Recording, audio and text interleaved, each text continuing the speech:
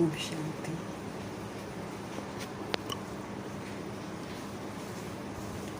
शिव बाबा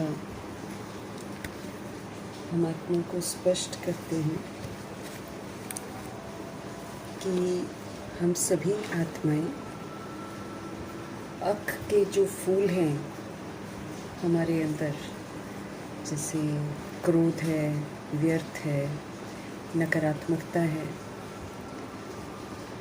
अगर हम उसको खुशी खुशी सौगात के रूप में बाप को नहीं देंगे, अगर हम मजबूरी से देंगे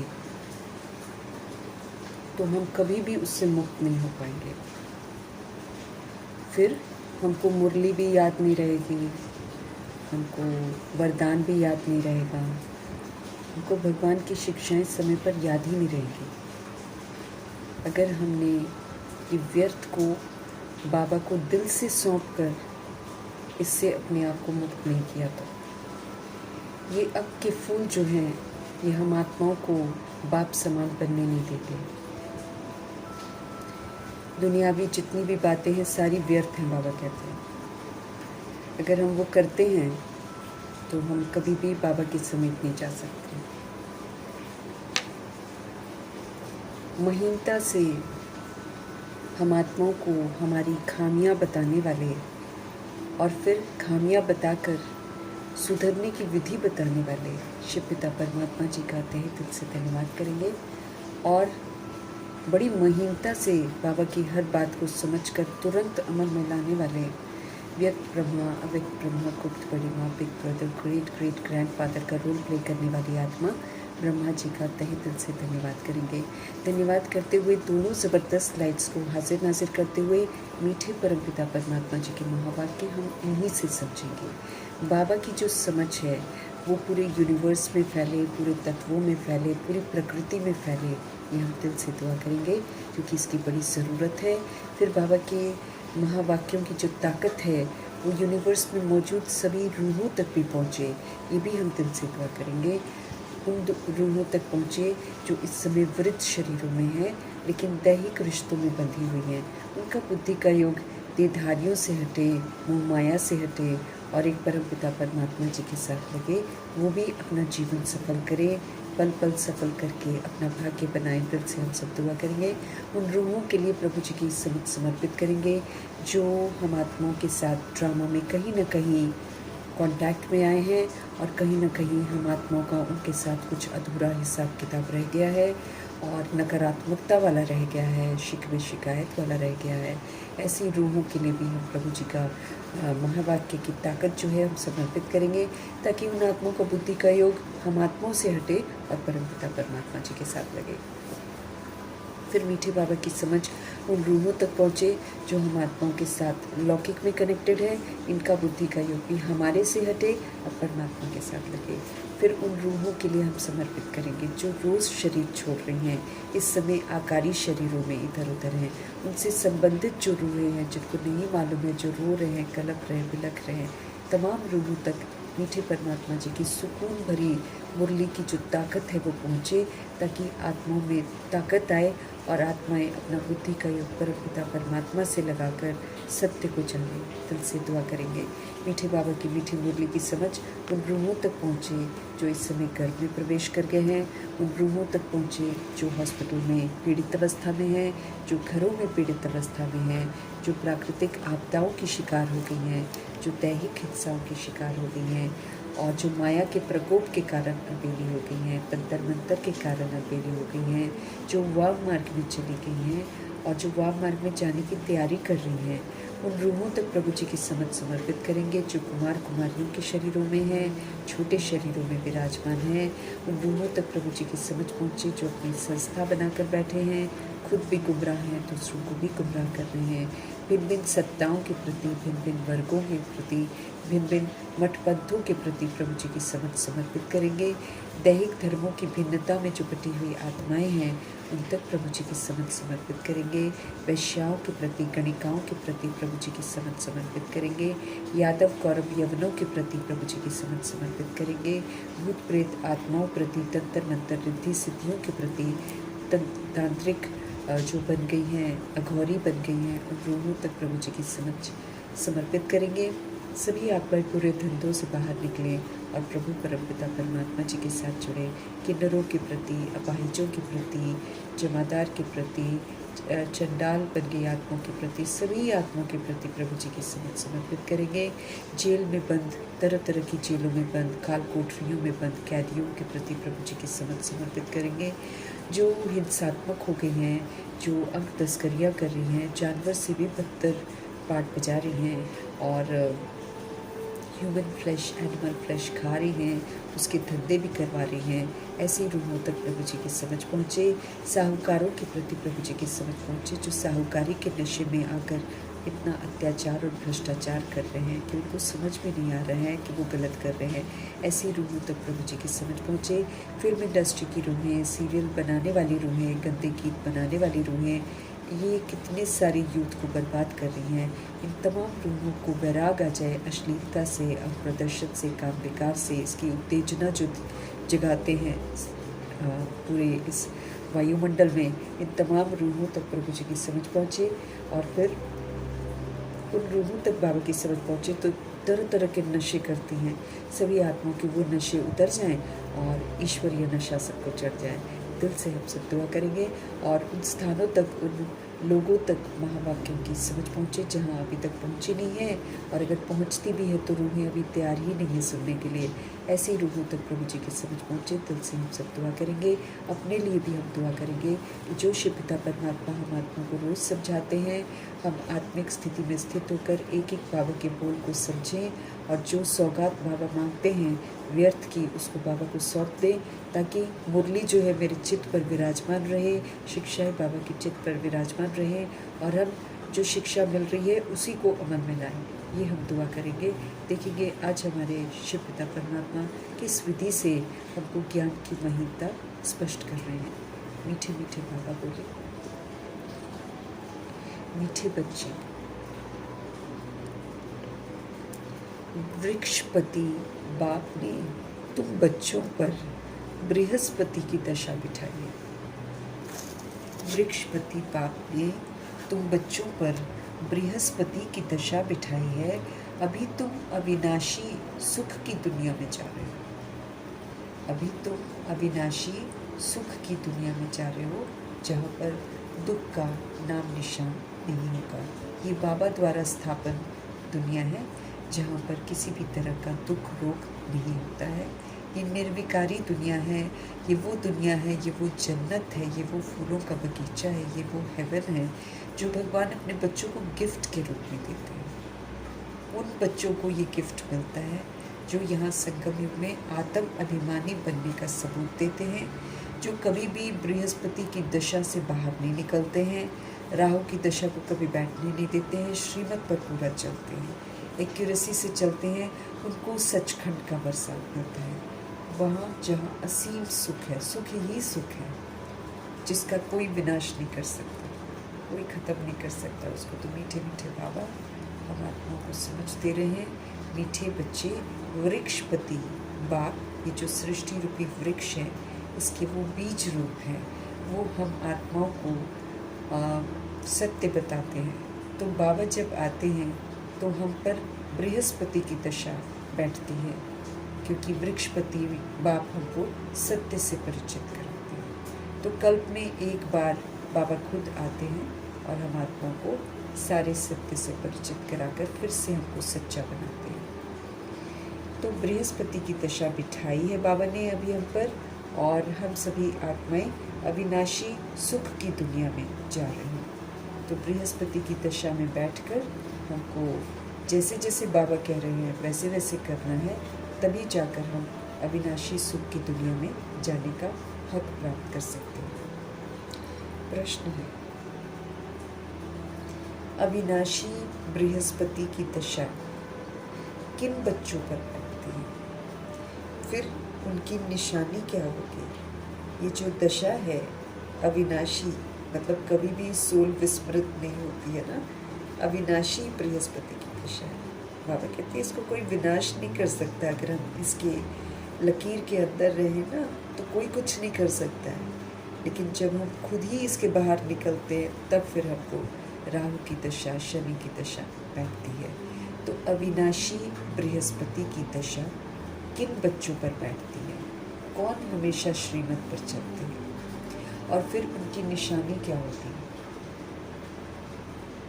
उत्तर है मीठे परमपिता परमात्मा का कि जो बच्चे जीते जी देह के सब संबंधों को त्याग देते हैं और अपने को आत्मा निश्चय कर लेते हैं, ऐसे निश्चय आत्मिक बुद्धि वाले बच्चों पर बृहस्पति की दशा बैठती है। उनके ही सुख का गायन है कि अति इंद्रिय सुख पूछना है तो गोप गोपियों से पूछो। जो गोप गोपी होते हैं वो तो फिर भगवान पर कुर्बान चले जाते हैं, वो तो दीवाने हो जाते हैं। जैसे दादियाँ और शुरू की जो आत्माएं हैं वो कितनी दीवानी हो गई, ज्ञान थोड़ी था स्पष्ट, लेकिन वो परमात्म स्नेह का आकर्षण था जिसमें वो कुर्बान चले गए थे। तो उनको बाबा गोप गोपी बोलते हैं। तो गोप गोपियों से पूछो कि इंद्रियों से परे का सुख होता क्या है।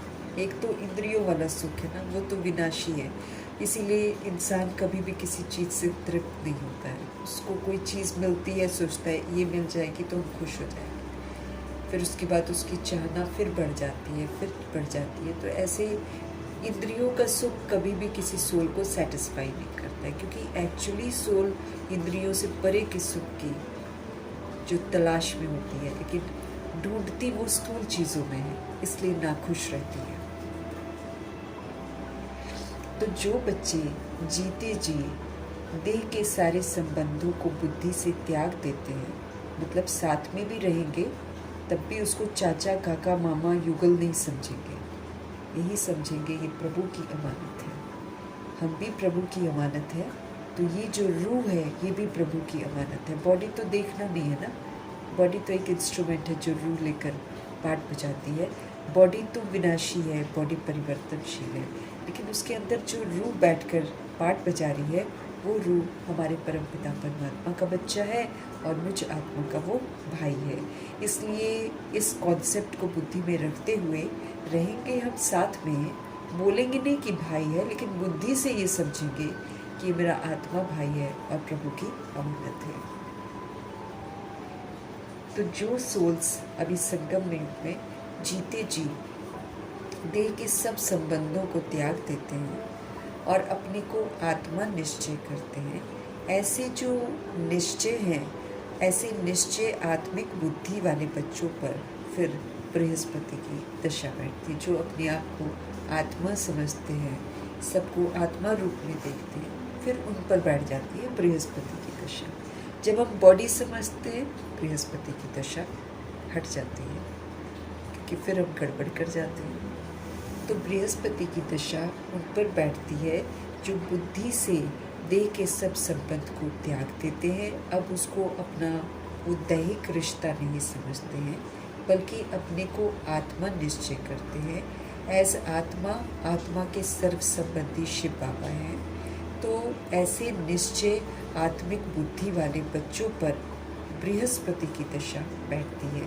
उनके ही सुख का गायन है कि अगर अति इंद्रिय सुख पूछना है तो फिर गोप गोपियों से पूछो। उनकी खुशी कभी भी गुम नहीं हो सकती है, वो कभी भी उदास नहीं होते हैं, वो हमेशा बाबा की दीवानगी में रहते हैं और बाबा की श्रीमत पर चलते हैं और बॉडी कॉन्शियसनेस से बाहर आकर अपने को आत्मा समझते हैं और सबको आत्मा रूप में देखते हैं। तो जब हम आत्मा बनकर आत्मा रूप में सबको देखेंगे और सतोगुणी आत्मा के रूप में देखेंगे तो हम खुश रहेंगे।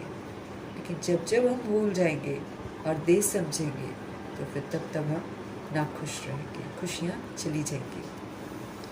तो जो बच्चे जीते जी देह के सब संबंधों को त्याग देते हैं, अपने को आत्मा निश्चय करते हैं, ऐसे निश्चय आत्मिक बुद्धि वाले बच्चों पर बृहस्पति की दशा बैठ जाती है। उनके ही सुख का गायन है कि अति इंद्रिय सुख अगर आपने पूछना हो तो जाकर गोप गोपियों से पूछो, वो बताएंगे कि सुख होता क्या है। उनकी खुशी कभी भी गुम नहीं होती। क्योंकि वो इंद्रियों से परे का सुख अनुभव करते हैं ना। जो इंद्रियों का सुख है वो तो खुशी गायब होती रहती है। आज किसी चीज़ से खुश हो जाएंगे, फिर और तमन्ना बढ़ जाएगी, फिर कुछ और चाहिए, फिर कुछ और चाहिए, है ना। तो खुशी गुम हो जाती है अगर हम इंद्रियों का सुख ढूंढते हैं। कि जो इंद्रियों से परे का सुख एक बार भगवान से अनुभव कर लेते हैं वो तो फिर सदा ही खुश रहते हैं। तो हमको भी, अगर हम चाहते हैं कि हम पर अविनाशी बृहस्पति की दशा बैठी रहे, तो फिर हमें भी बुद्धि से सब संबंधों का त्याग कर देना है। उनसे किसी तरह की एक्सपेक्टेशंस नहीं रखनी है, दैहिक एक्सपेक्टेशंस नहीं रखनी है। अपने को आत्मा निश्चय करना है और फिर आत्मिक बुद्धि से इस ज्ञान मार्ग में चलना है। तो बृहस्पति की दशा हम पर भी बैठी रहेगी और हम भी अतीन्द्रिय सुख का अनुभव करेंगे। गीत है ओम नमः शिवाय। ओम शांति। बच्चों ने बाप की महिमा सुनी। ओम नमः शिवाय, ये बाप की महिमा है। आज के दिन को कहा ही जाता है वृक्षपति डे। आज है भी थर्सडे ना। आज के दिन को कहा ही जाता है वृक्षपति डे, जिसको मिलाकर कहा है बृहस्पति। एक्चुअली वृक्षपति है ना, और लेकिन उसको क्या कह देते हैं, बृहस्पति। इनको ही गुरुवार भी कहा जाता है। थर्सडे को ही गुरुवार भी कहा जाता है। न सिर्फ गुरुवार परंतु सत गुरुवार। अब तो हमारे लिए तो ये क्या है, सत गुरुवार है। बंगाल में बहुत मनाते हैं, बहुत मानते हैं। गाया जाता है मनुष्य सृष्टि का बीज रूप, इसलिए वृक्षपति कहते हैं, क्योंकि वो मनुष्य सृष्टि का सारा उनको पता है और कैसे वो क्रिएट करते हैं। शुरुआत में सुंदर सृष्टि जो क्रिएट करते हैं वो बाबा ही तो करते हैं, उसको बिगाड़ते हैं हम बाद में, लेकिन क्रिएशन तो बहुत खूबसूरत है भगवान की। हेवन स्थापित करते हैं। बंगाल में बहुत मानते हैं, गाया जाता है मनुष्य जो है वो मनुष्य सृष्टि का बीज रूप है वो, इसलिए वृक्षपति उनको कहते हैं। बीज ठहरा तो पति भी ठहरा। वृक्ष के बीज को बाप भी कहेंगे, उनसे वृक्ष उत्पन्न होता है। ये चैतन्य वृक्ष, चैतन्य आत्माओं का वृक्ष है। तो वृक्ष के बीज को बाप भी कहेंगे और उनसे वृक्ष उत्पन्न होता है। ये है मनुष्य सृष्टि रूपी वृक्ष। इनका बीज ऊपर में है, परम धाम में, शिव बाबा।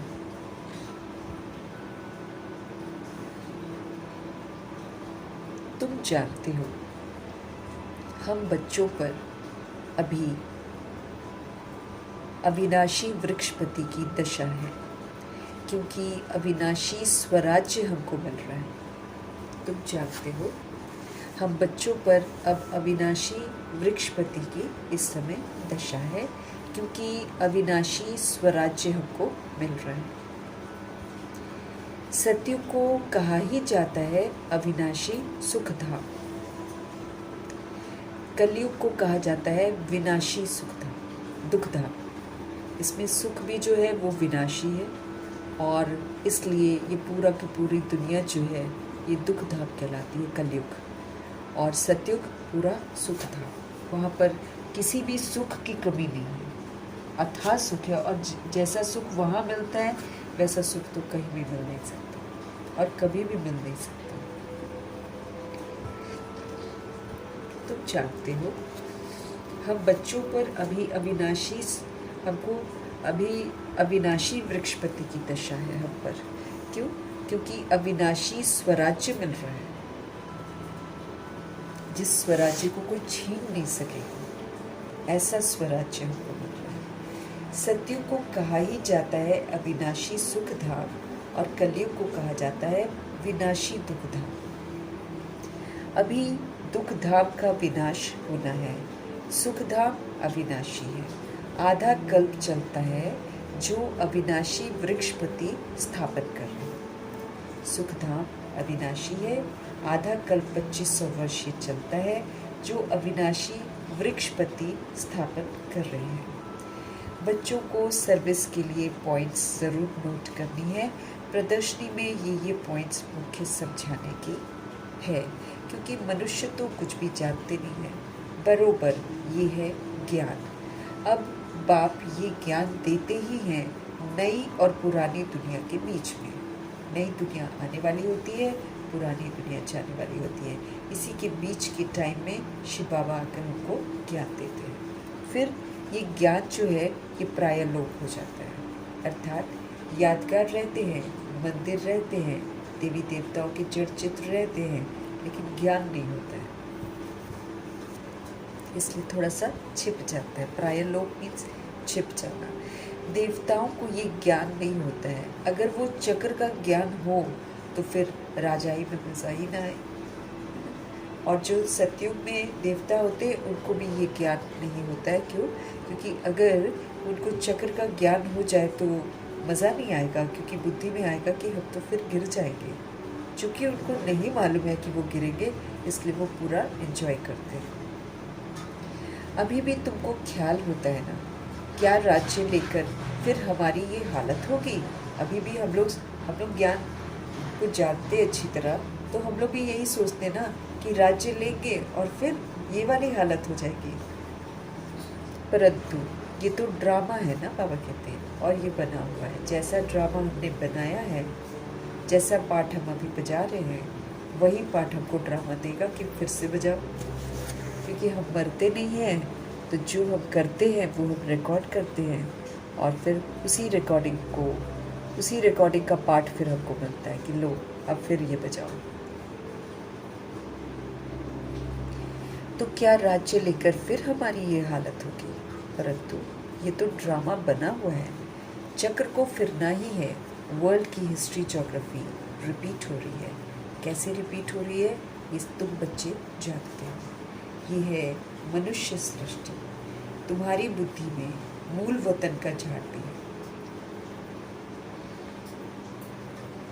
अभी हमारी बुद्धि में मूल वतन का, क्योंकि वहाँ भी झाड़ के रूप में, ट्री के रूप में है ना, तो बाबा कहते हैं अभी तो आपकी बुद्धि में मूल वतन का झाड़ भी है। सेक्शन सबके उसमें अलग अलग है। क्रिश्चियंस अलग है, बुद्धिस्ट अलग और मुस्लिम्स अलग, ऐसे सिखिज़म अलग, ऐसे उनके सेक्शन बने हुए हैं। और वो भी एक वृक्ष के रूप में सारी आत्माएं वहाँ पर मूल वतन में है, लेकिन वो उल्टा वृक्ष है। तुम्हारी बुद्धि में मूल वतन का भी झाड़ है, सेक्शन सभी का अलग अलग है। ये बातें कोई की बुद्धि में कभी भी नहीं होगी। कोई शास्त्रों में तो ये लिखी हुई नहीं है। हम आत्मा असल में शांति धाम की रहने वाली हैं। हम अविनाशी हैं, कभी भी विनाश को नहीं पाते हैं। अब ये पाठ जो बाबा आपको बताते हैं, इसी को पक्का करना है, इसी को रियलाइज़ करना है, फिर इसी में हमको जीना है। बाबा क्या बोल रहे हैं? हम आत्मा असल में शांति धाम की रहवासी हैं। तो अब चलते फिरते मेरी बुद्धि में रहना चाहिए कि मैं ऊपर से आई हूँ, तो मैं शांति धाम की रहवासी हूँ और मैं अविनाशी हूँ, मैं मरती नहीं हूँ। कब विनाश को नहीं पाती हूँ, न जलती हूँ न कटती हूँ। ये तो शरीर जल जाता है, शरीर कटता है, शरीर डूबता है, हम थोड़ी, आत्मा तो निकल जाती है। लेकिन आत्मा ने जो भी किया होता है वो उस 1-2 मिनट या 10 मिनट जब तक वो बॉडी से निकलती है तब तक वो भुगतती ज़रूर है। वो डर, वो खौफ, उसी से उसका हिसाब किताब सेटल होता है।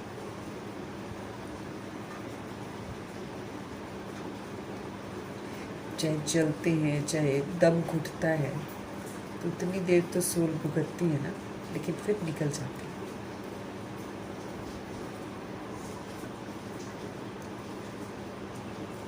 बाबा कहते हैं आप शांति धाम के रहवासी हो, आप अविनाशी आत्मा हो, आप कभी भी विनाश को नहीं पाते हो। वो समझते हैं बुदबुदा पानी से निकला और फिर उसमें मिल जाता है। तुम्हारी बुद्धि में अब सारा राज है कि आत्मा जो है ये मरती ही नहीं है, तो समाएगी कहाँ? जिसमें सारा पार्ट लूटा हुआ है, इतनी छोटी सी है, दिखाई भी नहीं देती है, कब शरीर में प्रवेश करती है और कब शरीर से निकलती है, लेकिन ये इतनी छोटी बिंदी के अंदर ही सारी रिकॉर्डिंग है। पूरे, अब जिसने पूरा 5000 वर्ष पाठ बजाया, जैसे ब्रह्मा जी हैं, तो उनके पूरे 5000 वर्ष की रिकॉर्डिंग है। और इसी छोटे सी आत्मा में दिल है, इसी में संस्कार हैं, इसी में चित्त है, इसी में दिल है, इसी छोटी सी बिंदी में। बाकी तो बॉडी का दिल दिमाग तो वो तो जब तक सोल बॉडी में है तब तक वो काम करता है, सोल निकल जाती है तो वो काम नहीं करता। और अगर उसका इन्फ्लुएंस होता है तो थोड़ी देर में, जब उसने शरीर छोड़ा होता है, उसी के थोड़े से समय के अंदर अंदर उसका ऑर्गन्स को डोनेट कर सकते हैं, क्योंकि सोल है ना, सोल होती पावरफुल है। तो वो जब छोड़ कर भी जाती है इतने समय से जिसको यूज़ कर रही है, जब छोड़ के जाती है तो उसका पावर उसके अंदर रहता है, इसीलिए वो डोनेट कर सकते हैं, लेकिन एक पर्टिकुलर टाइम तक ही। अगर उससे लेट हो जाता है फिर नहीं लेते हैं, फिर नहीं काम करता, एनर्जी निकल गई ना पूरी की पूरी।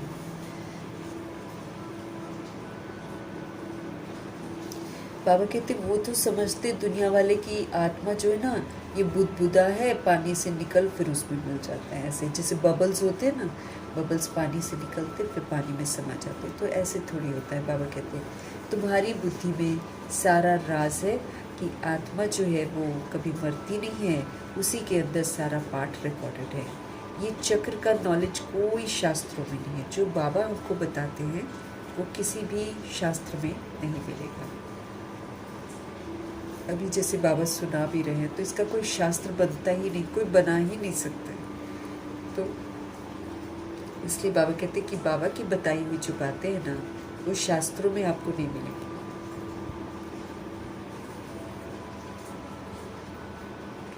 बल कहाँ कहाँ स्वास्तिका भी दिखाते हैं, चक्र की सिर्फ ऐसे ऐसे लकीर लगा देते हैं, जिससे सिद्ध होता है कि अनेक धर्म थे।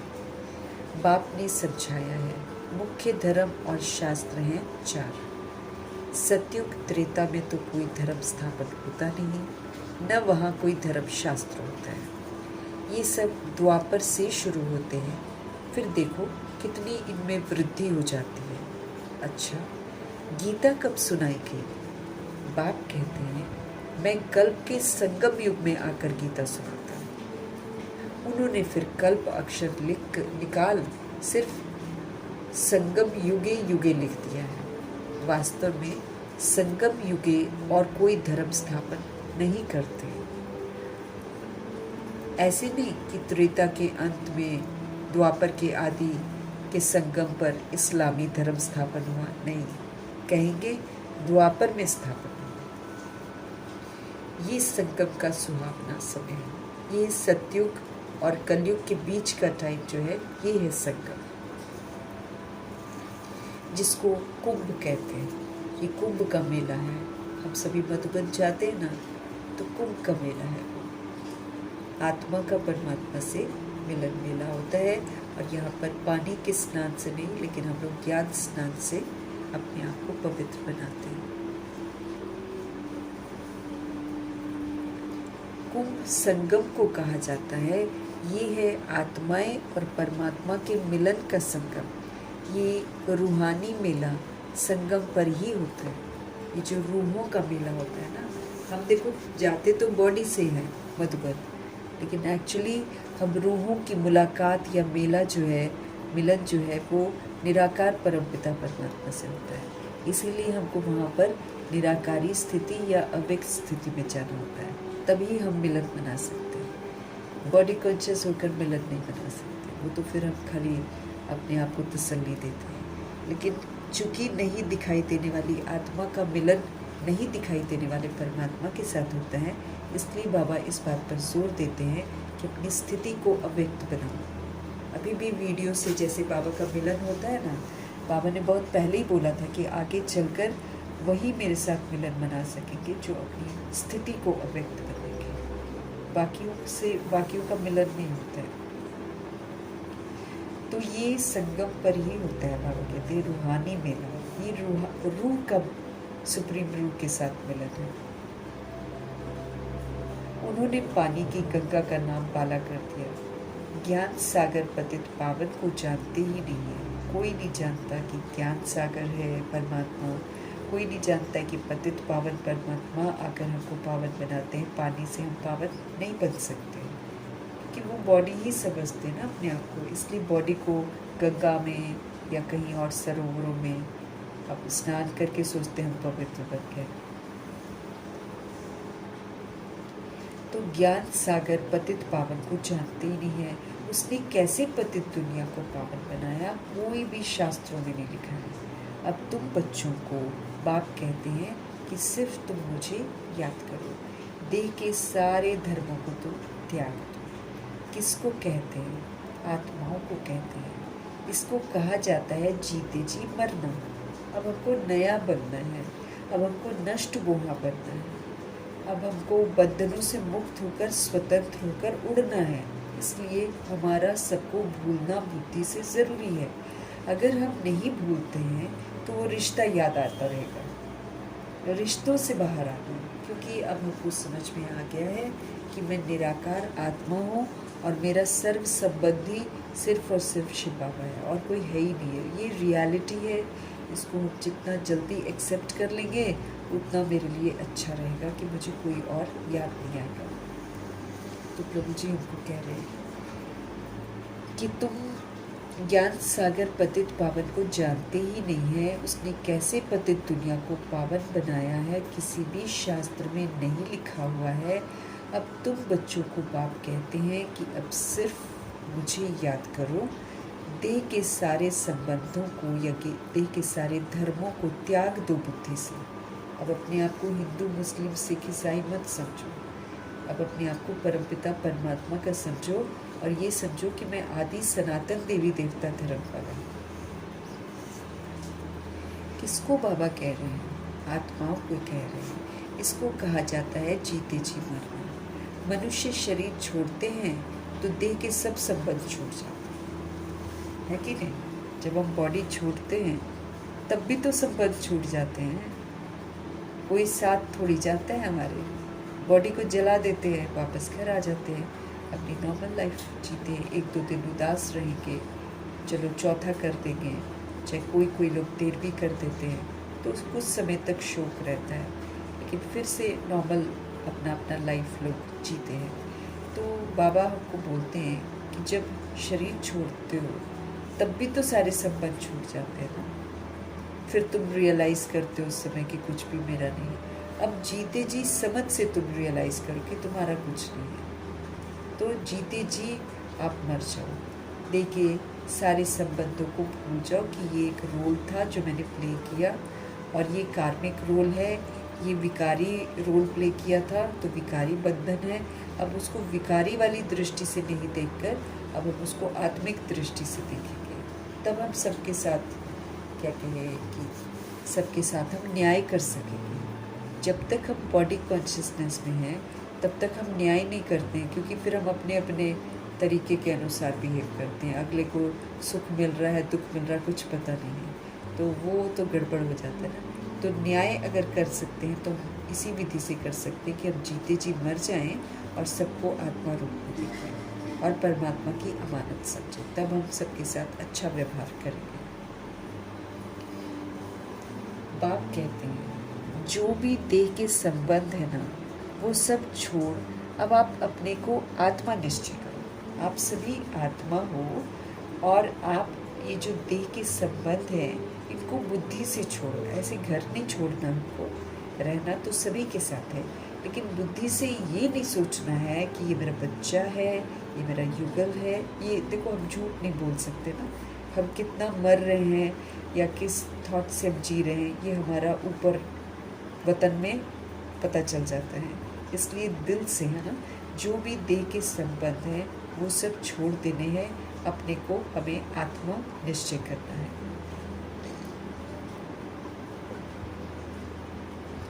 निश्चय आत्मिक बुद्धि पर। निश्चय किस बात का? कि वी आर सोल्स और हम सब परमधाम निवासी, हम सब परमात्मा के बच्चे। निश्चय आत्मिक बुद्धि बनो। जितना जास्ती आप याद करेंगे उतना बृहस्पति की दशा आप पर रहेगी। जितना हम अपने शिव बाबा को याद करेंगे उतना मेरे पर बृहस्पति की दशा रहेगी, उतना मेरे को याद रहेगा सब कुछ, नहीं तो याद भी नहीं रहेगा। जब हम देश समझते हैं तो हम दैहिक बातें करते हैं, दैहिक बातें करते हैं, दैहिक दृष्टि रखते हैं, ज्ञान की सारी बातें भूल जाते हैं। सीजन मुरली रिवाइज करेंगे रात को, उसमें बाबा यही बोल रहे हैं कि खुशी खुशी अपनी बुराइयों को सौंपो और फिर यूज़ मत करना। लेकिन अगर तुम मजबूरी से करते हो तो फिर तुम कभी भी इस बुराई से मुक्त नहीं।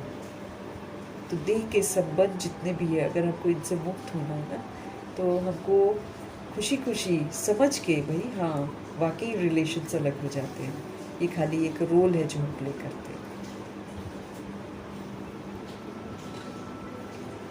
जितना जास्ती आप याद करोगे बाबा को तो बृहस्पति की दशा होगी। जांच करो हम शिव बाबा को कितना याद करते हैं। चेक करो, बाबा कहते कितना याद करते हो। याद से ही कट निकलती जाएगी और तुमको फिर खुशी होगी, क्योंकि हमारे पर कट चढ़ी हुई है 63 जगहों की। विस्मृति की कट है ये, इसको उतारना बहुत ज़रूरी है। तो इसलिए बाबा आपको समझ दे रहे हैं कि जांच करो हम शिव बाबा को कितना याद करते हैं, क्योंकि याद से ही कट हमारे से निकलती जाएगी और तुमको फिर खुशी होगी। जितना वो बैड निकलता जाएगा उतना उतना हम हल्के होते जाएंगे, फिर खुशी नेचुरल हो जाएगी। तुम महसूस कर सकते हो कि हम आत्मा कितना बाप को याद करते हैं। तुम महसूस कर सकते हो कि हम आत्माएं कितना अपने शिव बाबा को याद करते हैं। अगर हम कम याद करेंगे तो कट भी मेरी कम निकलेगी, और जो नहीं निकलेगी उसके लिए फिर धर्मराजपुरी में जाना पड़ेगा। बाबा स्पष्ट कर रहे हैं कि अगर आप मुझे कम याद करोगे तो आपकी कट भी कम निकलेगी, जो कि जिसकी की सज़ा ड्रामा देने वाला है, उसको हमको निकालना है ना। ये तो ड्रामा प्रकृति तो हमको नहीं छोड़ेंगे, सृष्टि के नियमों के खिलाफ है, इसलिए वो लोग नहीं छोड़ेंगे। तो बाबा हमको समझ दे रहे हैं कि अगर आप हमें कम याद करोगे तो आपकी कट भी कम निकलेगी, फिर आप खुश भी नहीं रह पाओगे, फिर आपको मर्तबा भी कम पाएंगे। सारा नुकसान नुकसान नुकसान। बॉडी तो तब भी हम छोड़ेंगे, संबंधों को तो तब भी हम छोड़ेंगे, जो भी हम मेरा मेरा करते हैं वो तो तब भी हम छोड़ेंगे। छोड़ना तो सभी को है, लेकिन एक है इज्जत से छोड़ेंगे, बिना पनिशमेंट के, क्योंकि पनिशमेंट वाले की बेइज्जती हो जाती है। तो इसलिए बाबा कहते हैं अगर आप कम याद करोगे तो कट आपकी कम उतरेगी और फिर खुशी भी आपको कम रहेगी, मर्तबा भी आप कम पाएंगे। आत्मा ही तो सतो रजो तमो पड़ती है। समझ तो आ गया हमको कि हम आत्मा ही पुनर्जन्म में आते आते सतो से रजो, रजो से तमो हो जाते हैं। हम ऐसे होते नहीं हैं, हम पुनर्जन्म में आकर दे अभिमान में आकर ऐसे बनते हैं। असल में हम लोग ऐसे गंदे नहीं हैं जैसे गंदे हम बन जाते हैं। इस समय का ही तो गायन है, संगम युग का ही तो गायन है कि गोप गोपियों के अति इंद्रिय सुख का अनुभव होता है। गोप गोपिका सिर्फ वही लोग कहलाते हैं जो भगवान पर कुर्बान चले जाते हैं, फिदा हो जाते हैं, फिर जो बाबा बोलेगा वही करते हैं गोप गोपी, और फिर बाबा उनको इंद्रियों से परे का सुख अनुभव कराते हैं।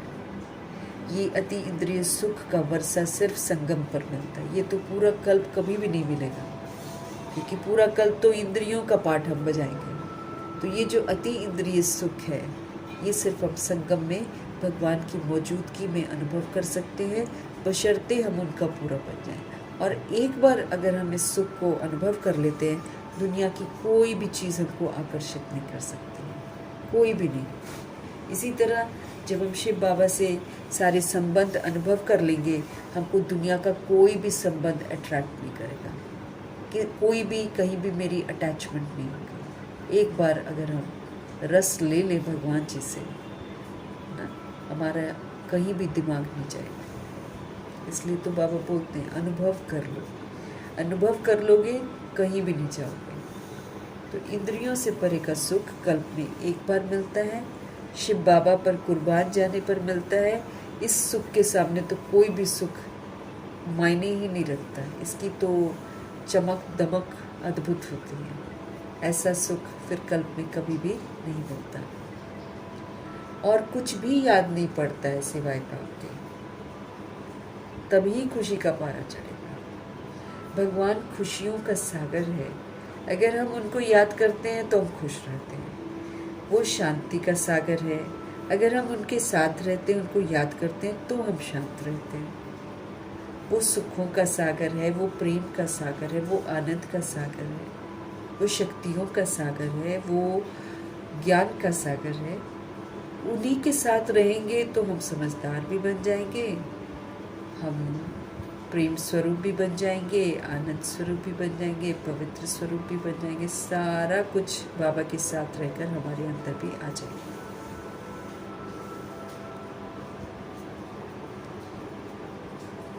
गोप गोपियों के अति इंद्रिय सुख का गायन है, और कुछ भी उनको याद नहीं पड़ता सिवाय बाप के, तभी खुशी का पारा चढ़ता है। और जहाँ हम बाबा से हटकर कहीं और बुद्धि जाती है, आप नोट करेंगे खुशी गायब है। खुशी गायब है, सोच में पड़े, फिर खुशी के संस्कार बनाएंगे नहीं तो खुशियों की दुनिया में जाएंगे नहीं। सुखी रहेंगे नहीं तो सुखों की दुनिया में जाएंगे नहीं। प्रेम स्वरूप रहेंगे नहीं तो प्रेम की दुनिया में जाएंगे नहीं। ये भी तो बात है। हमारे ऊपर बृहस्पति की दशा अथवा सतगुरु की दशा है। इस समय हम भगवान से पढ़ रहे हैं, भगवान ने हमको एडॉप्ट किया है, तो बृहस्पति की दशा आ गई हमारे पर। तो हमारे ऊपर बृहस्पति की दशा अथवा सतगुरु की दशा है। फिर कभी खुशी गुम हो जाती है तो कहते हैं कि बृहस्पति की दशा बदलकर राहु की बैठ गई है। राहु खुश नहीं रहने देगा फिर। हाँ, राहु फिर तंग करेगा, कोई काम नहीं होने देगा, ऐसे होता है। शनि बहुत पनिशमेंट देता है। शनि तो अब किसी किसी का रूल करता है ना, शनि किसी किसी को रूल करता है, तो जिसको रूल करता है ना वो सोल यहाँ गलती करेगी, यहाँ उसको पनिशमेंट तुरंत। वो कर्मों का देवता है, क्योंकि भगवान जी किसी को सज़ा देते नहीं हैं। अब भगवान जी के ये हेल्पर्स हैं सारे के सारे, जो भगवान की जगह फिर ये लोग पनिशमेंट देते हैं। तो ये सारे ग्रह जितने भी हैं ये तब नाराज़ होते हैं जब हम बृहस्पति का कहना नहीं मानते हैं। लेकिन अगर हम बृहस्पति की दशा से बाहर नहीं निकलते हैं तो कोई भी ग्रहचारी हम पर नहीं बैठेगा, न राहु न केतु, कोई नहीं।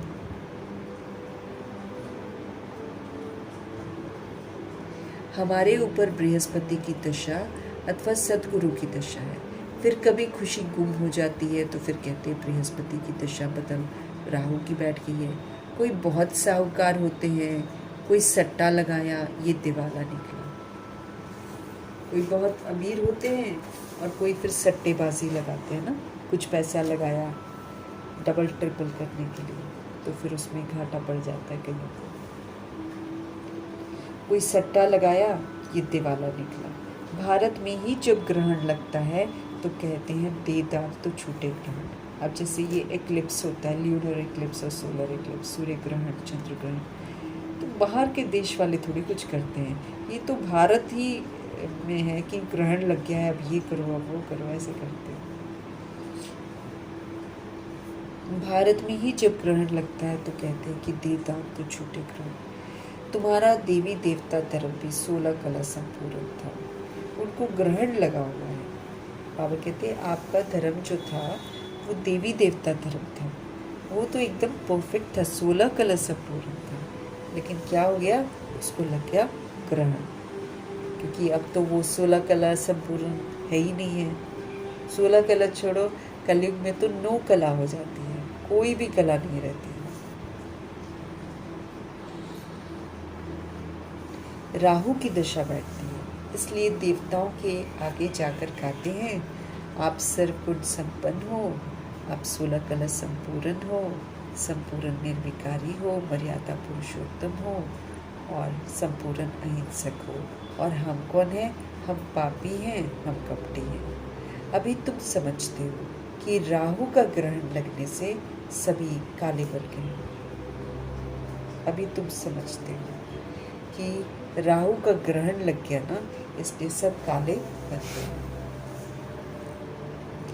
चंद्रमा की पिछाड़ी में लकीर जाकर रहती है। बाप भी समझाते हैं कि तुम देवी देवताओं के भी चित्र है ना। पूरा अमावस नहीं होती है, एक लकीर रह जाती है, वहाँ से फिर से शुरू होता है ना।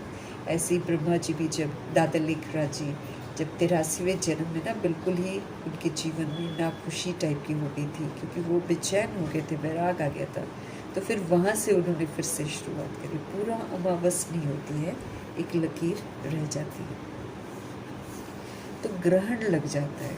इसलिए देवताओं को कहते हैं कि आप ऐसे हो, और अपने को कह देते हैं हम पापी कपटी हैं। अभी तुम समझते हो कि राहु का ग्रहण लगने से सभी रूहें काली बन गई हैं, पतित बन गई हैं। चंद्रमा की पिछाड़ी में लकीर जाकर रहती है। बाप भी समझाते हैं कि तुम देवी देवताओं के भी चित्र हैं। गीता ही आदि सनातन देवी देवता धर्म का शास्त्र है, परंतु ये अपने धर्म को नहीं जानते हैं। सोल्स जो हैं वो अपने धर्म को नहीं जानते हैं।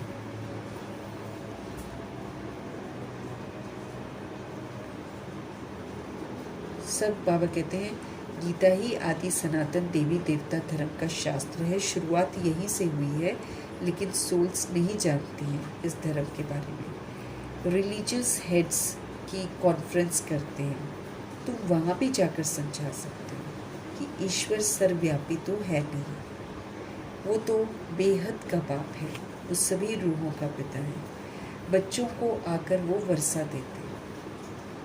साधु संत आदि को तो वर्षा मिलता नहीं है, तो मानेंगे कैसे?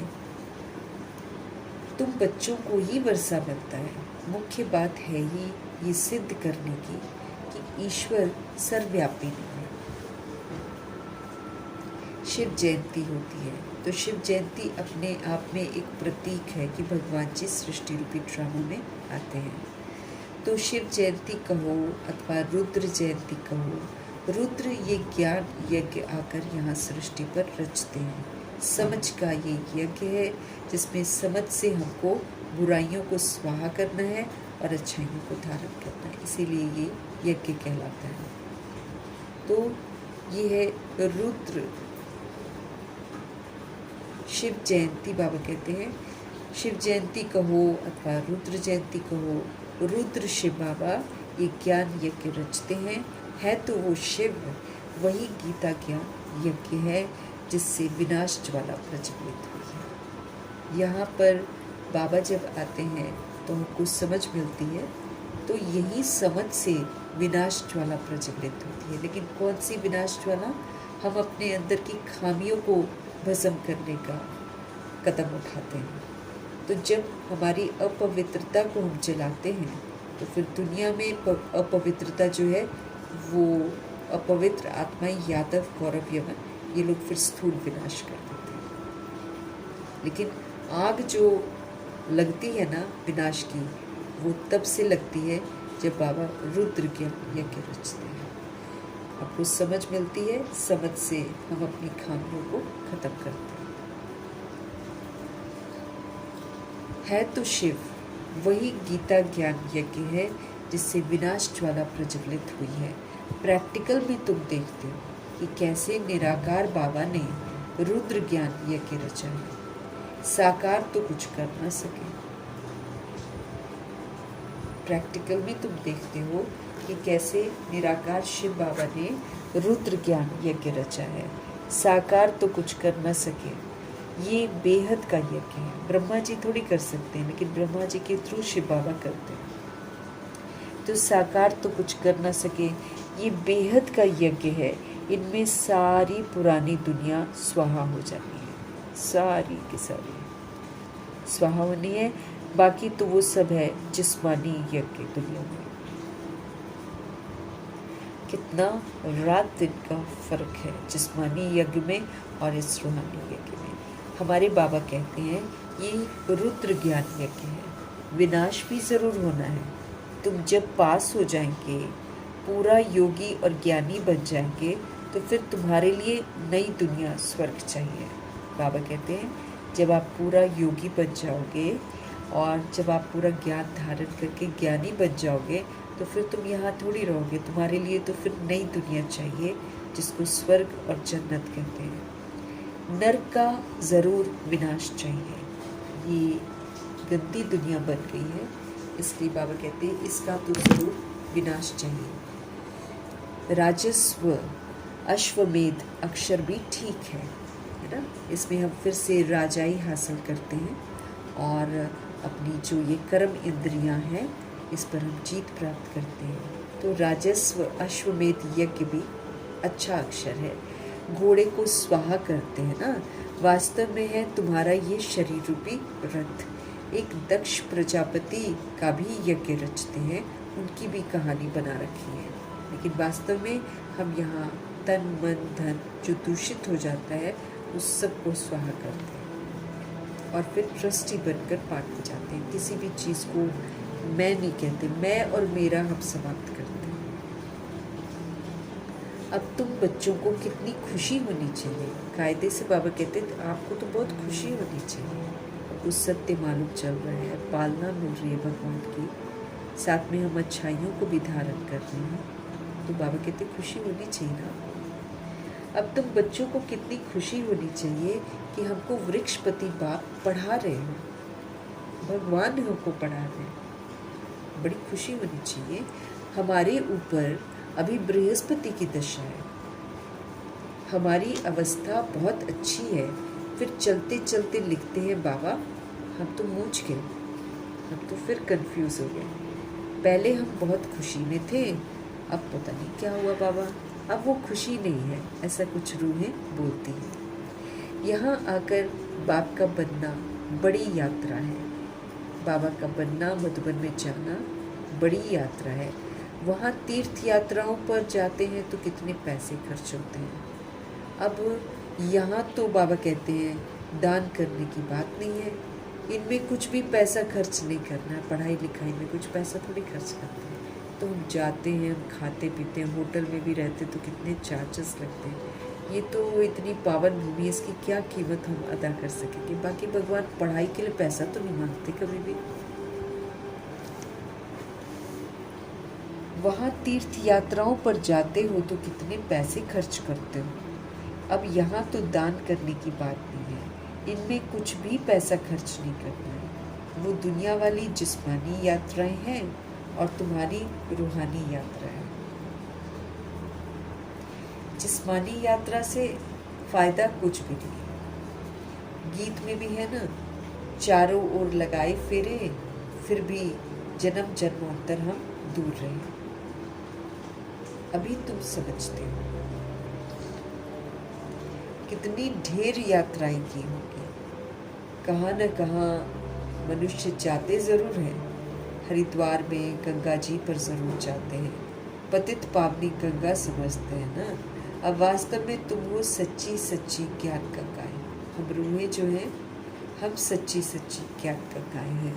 हमको बहना है, हमको सेवाएं करनी है। नदी बहती है ना, तो फिर हम भी जब बाबा का ज्ञान सबके साथ शेयर करते हैं तो वो क्या ज्ञान गंगा बन जाते हैं ना। तुम्हारे पास भी बहुत आकर ज्ञान स्नान करते हैं। बाबा ने हमको समझाया है सद्गुरु सिर्फ एक ही है, सर्व का सद्गति दाता, सिवाय एक सद्गुरु के और कोई गुरु है नहीं। इसीलिए देहधारी गुरु बनाने की ज़रूरत नहीं है। न तो वो गाइड करते हैं, न वो मुक्ति में लेकर जाएंगे और न वो सद्गति करेंगे।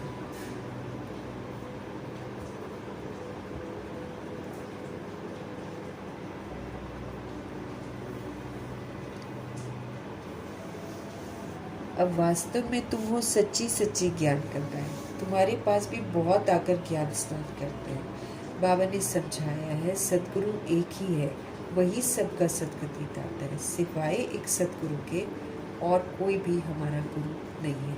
इसलिए जिसने भी अपना गुरु बना रखा होगा ना, तो उसको बाहर आ जाना चाहिए इस चीज़ से, नहीं तो बाबा अंत में एक्सेप्ट नहीं करेगा, गुरु के पास भेज देगा, बोलेगा जाओ अपने गुरु के पास, लेगा नहीं। इसलिए अगर हमने बना रखा है तो हम उसको त्याग दें। सर्व का सदगति दाता सिवाय एक सदगुरु के और कोई गुरु नहीं है। बाबा हमको कहते हैं, मैं तुमको कल्प कल्प संगम युग पर आकर सदगति देकर पुजारी से पूज्य बनाता हूँ। याद दिला रहे हैं भगवान कि मैं कोई एक बार नहीं आया हूँ, मैं तुमको कल्प कल्प इस हर 5000 वर्ष के आखिरी 100 वर्षों में संगम युग पर बाबा आते हैं, सदगति देते हैं, पुजारी से पूज्य हमको बनाते हैं। फिर तुम पुजारी बन दुखी बन जाते हो, बाबा कहते हैं।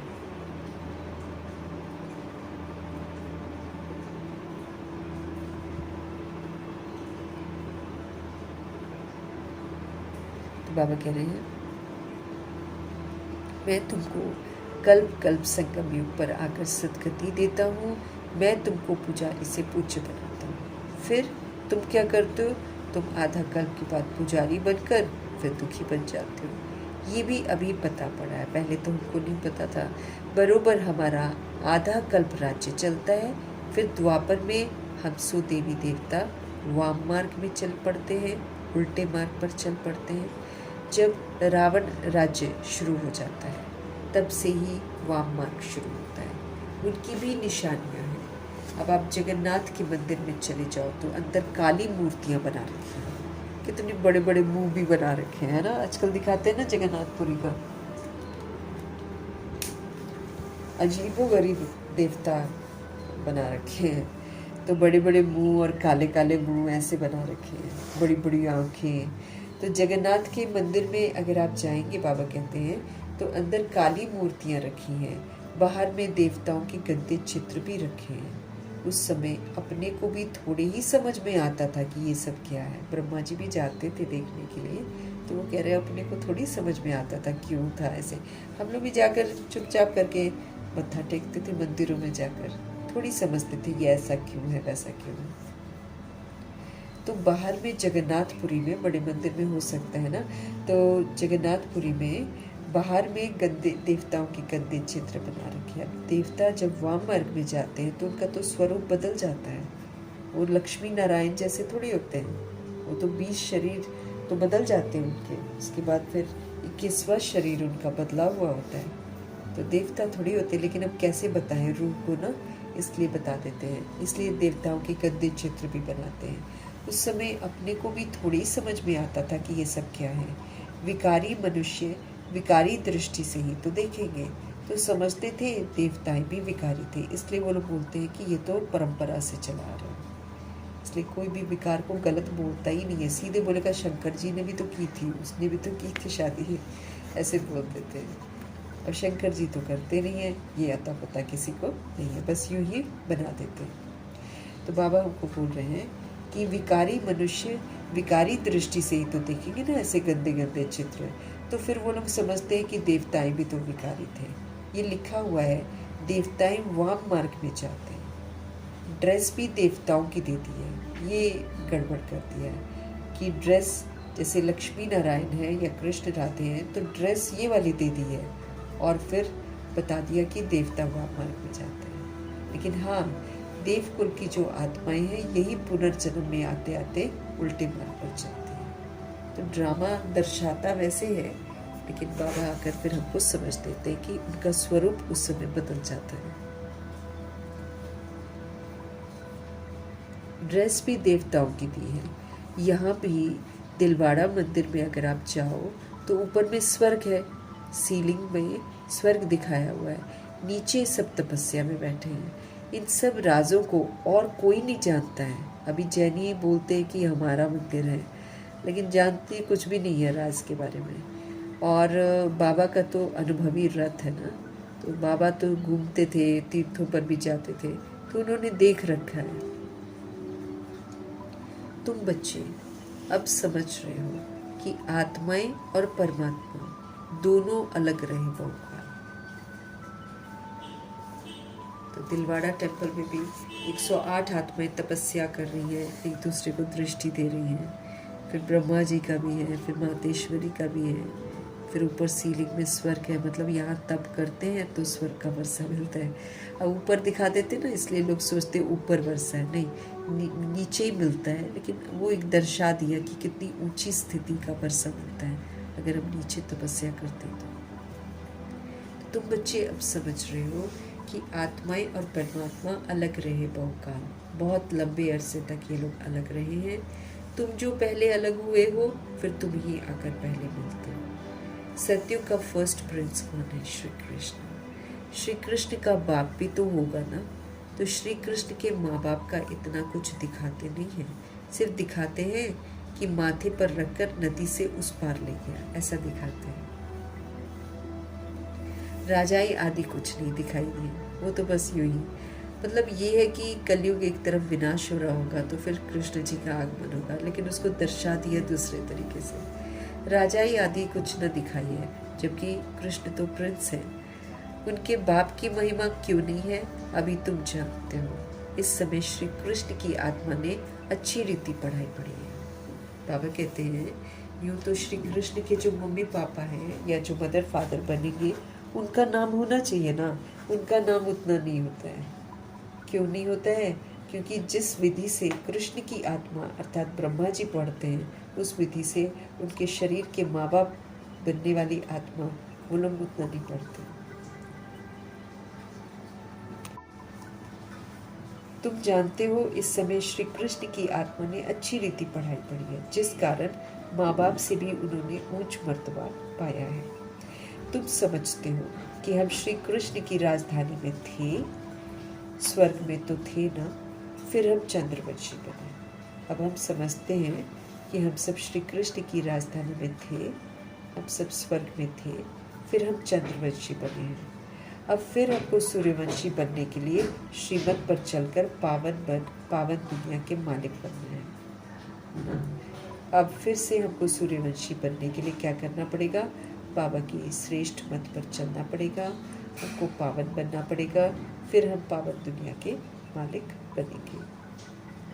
हर एक अपनी अवस्था को देख सकते हो।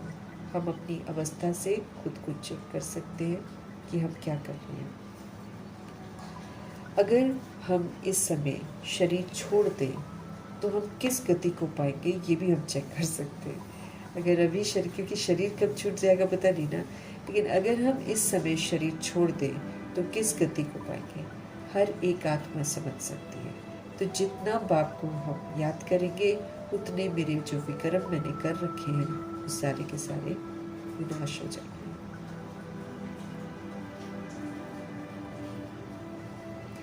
हर एक समझ सकते हैं। जितना हम बाबा को याद करेंगे, उतना हमारे जो पाप कर्म हमने कर रखे हैं वो सारे खत्म हो जाएंगे। मनुष्य के ऊपर कोई आफतें व दुख आता है या दिवाला निकालते हैं तो वो साधुओं के जाकर संग करते हैं। कभी दिवाला निकल गया या दुख आ गया या आफतें आ गई, फिर जाते हैं साधुओं के पास, साधुओं को जाकर संग करते हैं। फिर मनुष्य समझते हैं ये तो भगवत आदमी है, ठगी थोड़ी करेंगे। ऐसे ऐसे भी 2-4 वर्ष में बहुत धनवान हो जाते हैं। उनके बहुत छिपे हुए पैसे होते हैं साधु संतों के। आजकल के जो साधु संत, वो तो बहुत सारे पैसे होते हैं उनके पास, बहुत धनवान हो जाते हैं। उनके बहुत छिपे हुए पैसे होते हैं। हर एक अपनी बुद्धि से समझ सकते हैं।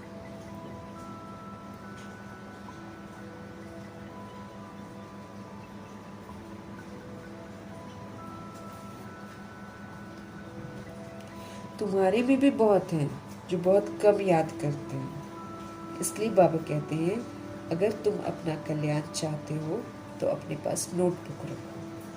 बाबा कहते हैं तुम्हारे में भी बहुत हैं जो बहुत कम याद करते हैं।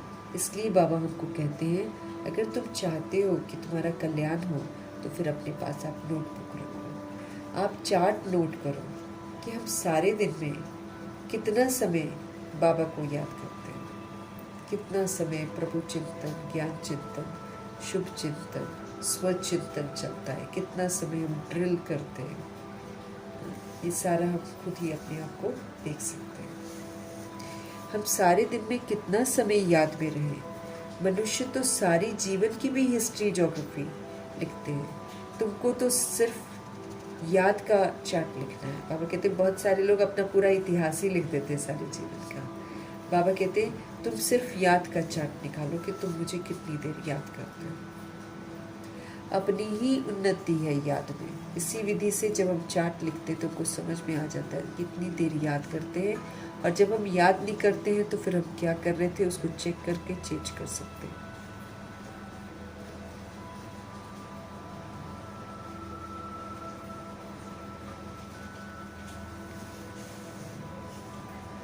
तुमको तो सिर्फ याद का चार्ट लिखना है, हिस्ट्री तो लिखने की ज़रूरत नहीं है। इसमें अपनी ही उन्नति है। बाबा को हम याद नहीं करेंगे तो फिर ऊंच मर्तबा तो नहीं मिलेगा, फिर हमारे विक्रम भी विनाश नहीं होंगे, फिर ऊंच मर्तबा कैसे पाएंगे। बाबा कहते हैं फिर सजाएं भी खानी पड़ेगी। जैसे शुरू में बहुत सारी सोल्स पूरा पुरुषार्थ नहीं करती ना, तो उन्होंने बोला कोई बात नहीं, हम वहाँ पर माली बन जाएंगे सतयुग में। लेकिन बाद में पता चला माली तो बन जाएंगे, लेकिन ये जो लक्ष्मी नारायण के घराने में नहीं जाने का पुरुषार्थ जो नहीं किया है, वो उसकी सज़ा कौन खाएगा। क्यों? क्योंकि ड्रामा की सज़ाओं से बचने के लिए ही तो लक्ष्मी नारायण बनाते हैं बाबा। जो सोल लक्ष्मी नारायण बनेगी, लक्ष्मी नारायण की विशेषताओं को धारण करेगी, वही तो सज़ाओं से मुक्त होएगी। जो लक्ष्मी नारायण के घराने में नहीं आएगा उसको सज़ा तो ज़रूर मिलेगी। जितना भी पीछे पीछे हम आएंगे तो पनिशमेंट तो मिलेगा ही ना। ये नहीं समझते कि माली बनेंगे तो पनिशमेंट ज़रूर मिलेगा, क्योंकि एक ही विधि है, नारायण जी और लक्ष्मी जी के घराने में आ जाओ। मतलब उससे पता चलेगा कि उस रूह ने पुरुषार्थ पूरा किया है और बाबा को खूब याद किया है, अपना परिवर्तन किया है, वो फिर सजाओं से मुक्त होती है।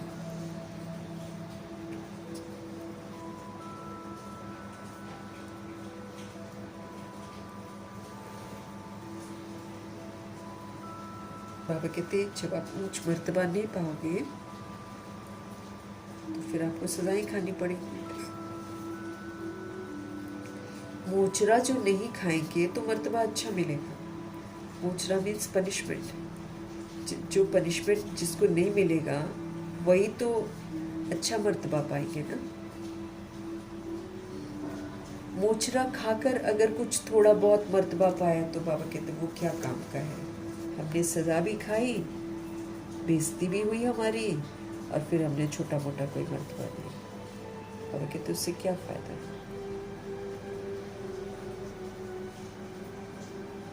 वो क्या काम का। धर्मराज का मोचरा न खाए, बेइज्जती न हो, ये पुरुषार्थ करना है ना।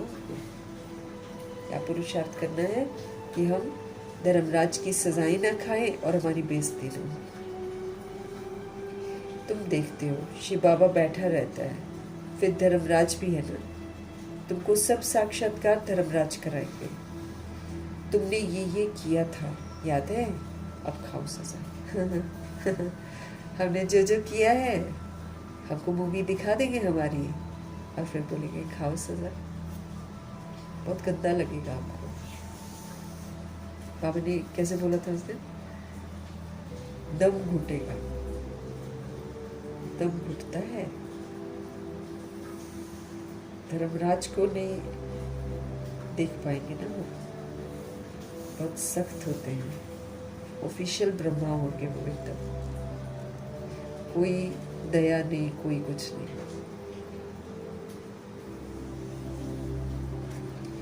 तुमको सब साक्षात्कार कराते हैं कि तुमने ये किया था याद है, अब खाओ सजा। फिर उसी समय सजाएं उतनी ही खाते हैं जितनी कि जन्म जन्मांतर खाते हैं। पिछाड़ी में थोड़ा रोटी टुकड़ मिला, उसे क्या फायदा। अब कहते त्रेता युग में आ जाओ, दास दासी बन जाओ, क्या फायदा। मोचरा तो नहीं खाना चाहिए, हमें सजाएं तो नहीं खानी चाहिए। बाबा कहते हैं अपनी अवस्था की जांच करनी है, जैसे पोता मेल निकालते हैं ना, कोई 6 मास का पोता मेल निकालता है, कोई 12 मास का, कोई तो रोज का भी निकालते हैं।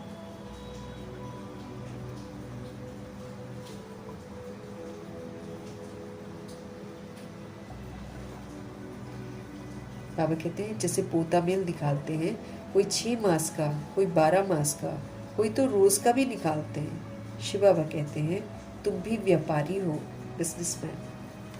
कोई विरला व्यापारी बेहद के पाप से व्यापार करे।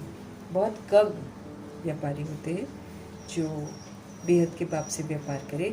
धन नहीं तो तन मन तो है ना। अगर हमारे पास धन नहीं है, बाबा कहते कोई नहीं, तुम तन से करो, तुम मन से करो। ऐसे तो मम्मा के पास भी कुछ नहीं था, तो उन्होंने फिर भी देखो कहाँ कहाँ यज्ञ का पैसा बचा बचा के, मतलब यज्ञ का पैसा कहाँ बचा कर, मतलब यज्ञ की चीज़ें बर्बाद ना हो, लाइट फालतू न चले, इस बात का बड़ा ध्यान रखती थी। उन्होंने धन का भी इसी विधि से करा। बाकी हमारे पास अगर धन नहीं है तो बाबा कहते कोई बात नहीं, आप अपने तन को सफल करो, आप अपने मन को सफल करो। उनको सराफ भी कहते हैं। मट्टा सट्टा करते हैं ना, ये दो और फिर इसके बदले में ये लो। तन मन धन देते हो तो रिटर्न में बाबा 21 जन्मों के लिए कितना वर्षा देते हैं। बाबा हम आपके हैं, ऐसी युक्ति बताओ जो हमारी आत्मा और शरीर इन लक्ष्मी नारायण जैसा बन जाए। बाबा कहते हैं मैं तुमको कितना गोरा बनाता हूँ, पवित्र बनाता हूँ, एकदम रूप ही तुम्हारा बदल देता हूँ। दूसरे जन्म में तुमको फर्स्ट क्लास शरीर मिलेगा। तुम वैकुंठ में भी देखते हो, तुम जानते हो ये मम्मा बाबा फिर लक्ष्मी नारायण बनेंगे। एम ऑब्जेक्ट भी दिखाते हैं। अब जो जितना पुरुषार्थ करे, अगर पुरुषार्थ पूरा नहीं करेंगे, धमचक्र मचाएंगे तो अपना ही मर्तबा भ्रष्ट करेंगे और फिर सजाएं भी खाएंगे।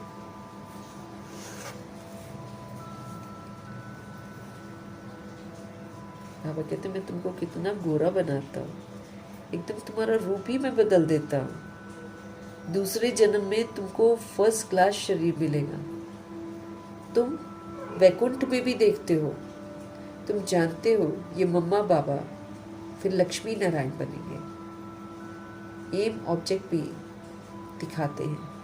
अब जो जितना पुरुषार्थ करे, अगर पुरुषार्थ पूरा नहीं करेंगे, अगर हम धमचक्र मचाएंगे तो फिर हम अपना मर्तबा ही भ्रष्ट करेंगे।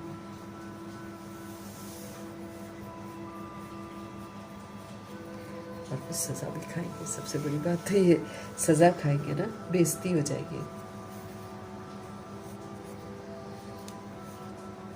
अच्छा, मीठे मीठे सिकिलदे बच्चों प्रति माता पिता बाप दादा का याद प्यार और गुड मॉर्निंग। रूहानी बाप की रूहानी बच्चों को नमस्ते। हम रूहानी बच्चों की भी रूहानी बाप को दिल से, जान से, सिख से, प्रेम से, अदब से, पूरे रिस्पेक्ट से, पूरे रिगार्ड से, प्यार भरी मोहब्बत भरी नमस्ते और तहे तहे दिल से मीठे बाबा का धन्यवाद। धारणा के लिए मुख्य सार है, अपनी अवस्था की जांच खुद करो। अपने कल्याण के लिए अपनी डेली डायरी रखो, जिसमें याद का चार्ट नोट करना है कि कितनी देर मैंने बाबा को याद किया, और जब याद नहीं किया तो फिर हम क्या कर रहे थे। वो सारा पाप है, ये हमको सोचना है। जैसे मम्मा शुरू में कचहरी कराती थी तो यही तो पूछते थे वो लोग कि जब तुम याद नहीं कर रहे थे तो फिर तुम क्या कर रहे थे उस समय, वो बताओ।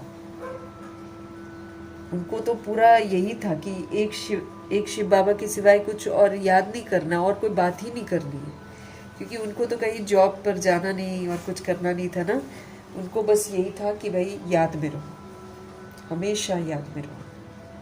और बात करना तो अलाउड ही नहीं था, बात नहीं करते थे वो लोग आपस में। जैसे हम लोग कभी किसी से बात कर ली ना, वो लोग नहीं कर, अलाउड ही नहीं था बात करना। जो बात करता था उसको फिर आई रेड इन प्रकाश मणि दादी का बहुत किसी ने लिख कर दिया था, उसमें मतलब एक महीना तक बाबा वो आने नहीं देते थे सबके साथ, उसको अलग एक रूम में बैठना होता था और योग करते रहना, बस ये पनिशमेंट होता था कि योग करो अकेले।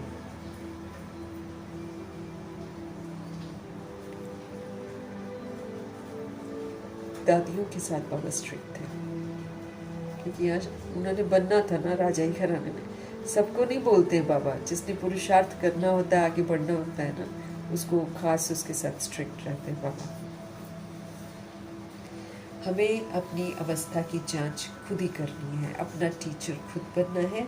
अपने कल्याण के लिए मुझे डेली डायरी रखनी है, जिसमें मुझे ये नोट करना है कि मैं आत्मा कितनी देर बाबा की याद में रही, और जब बाबा की याद में नहीं थी तो किस तरफ मेरा ध्यान क्या हुआ था, उस तरफ से ध्यान अपना हटवा दूँ।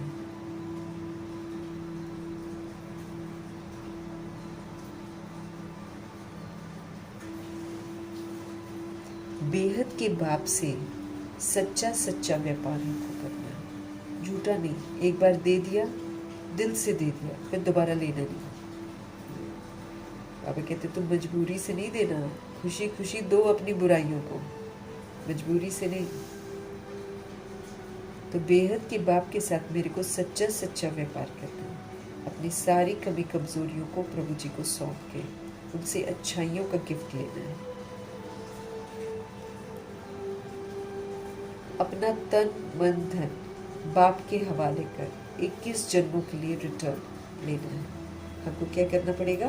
अपना तन, अपना मन, अपना धन सब प्रभु हवाले करके फिर हम 21 जन्मों के लिए रिटर्न लेंगे। निश्चय बुद्धि बनकर हमें अपना कल्याण जरूर करना है। हमें निश्चय बुद्धि बनना है और फिर अपना कल्याण करना है। तो बेहद के बाप से सच्चा सच्चा व्यापार करना है, अपना तन मन धन प्रभु जी के हवाले करके 21 जन्मों के लिए हमको रिटर्न लेना है। निश्चय बुद्धि बनकर हमें अपना कल्याण जरूर करना है। भगवान में निश्चय, अपने आप में निश्चय, और ड्रामा में निश्चय, परिवार में निश्चय। तो निश्चय बुद्धि बनकर हमको अपना कल्याण करना है, 21 जन्मों के लिए रिटर्न लेना है। कैसे? जो कुछ भी है मेरे पास वो प्रभु को समर्पण करके फिर उनके डायरेक्शन के प्रमाण यूज करना है।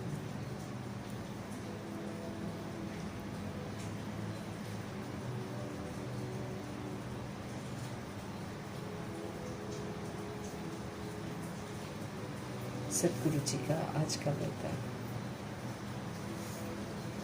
खुशी के साथ शक्ति को धारण कर विघ्नों को पार करने वाले विघ्न जीत भव। हमको हर समय ही खुश रहना है, ये बाबा को कहना है, क्योंकि सत्युग खुशियों की दुनिया है। और फिर बाबा बोलते हैं जब तुम मेरे रहते खुश नहीं रहोगे तो फिर तुम कब खुश रहोगे? तुमको तो कोई खुश करेगा नहीं। मेरी मौजूदगी में तुम खुश रह सकते हो और खुशियों का संस्कार बनाकर खुशियों की दुनिया में जा सकते हो। इसलिए कर्म भोग भी है तो भी खुश रहना है। किस बात की खुशी? कि मेरा कर्जा उतर रहा है। तो खुशी के साथ शक्ति को धारण करना है, विघ्नों को पार करने वाला विघ्न जीत करना है। जो बच्चे जमा करना जानते हैं वो शक्तिशाली बनते हैं। जो बच्चे जमा करना जानते हैं वही पावरफुल बनते हैं। यदि कभी कभी कमाया नहीं, यदि अभी अभी मैंने कमाया और अभी अभी बांटा, अगर मैंने उसको अपने अंदर समाया नहीं तो फिर ताकत नहीं रहती है। सिर्फ बांटने या दान करने की खुशी रहती है। खुशी के साथ ताकत हो तो सहज ही हम सारे विघ्नों को पार कर लेंगे और विघ्न जीत बन जाएंगे।